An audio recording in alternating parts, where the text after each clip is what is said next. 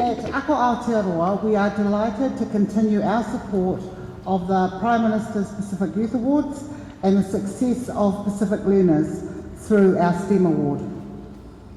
At ACO, we strive to improve the levels of success for all Pacific learners in the tertiary education sector who we know do and will continue to contribute to the future success of Aotearoa New Zealand in all areas of the community and society, and particularly, as the Prime Minister alluded to, our leadership area.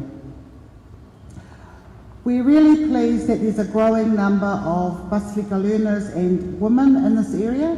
So without further ado, the winner of the Aotearoa STEM Award is the fabulous Lupesina Koro.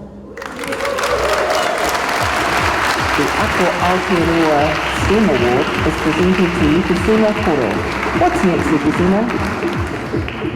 So I'd really like to pursue my doctorate in engineering, studying engineering science, and I want to pursue this field because there are not many Pacific Islanders in it at the moment, and I think it would really benefit our Pacific communities.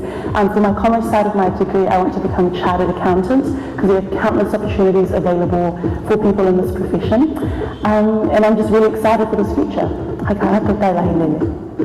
Congratulations, Lupesina.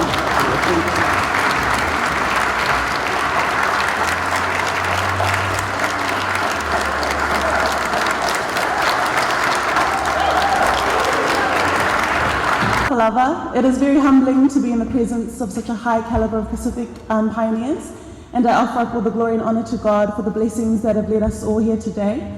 My cup of gratitude is overflowing for my family, particularly my parents who are here tonight. Thank you for your unconditional love and support. Thank you to the ministry for organising this amazing event. Thank you to Ako for sponsoring me. And thank you to the Minister and the Prime Minister for being here tonight. Congratulations to all of you.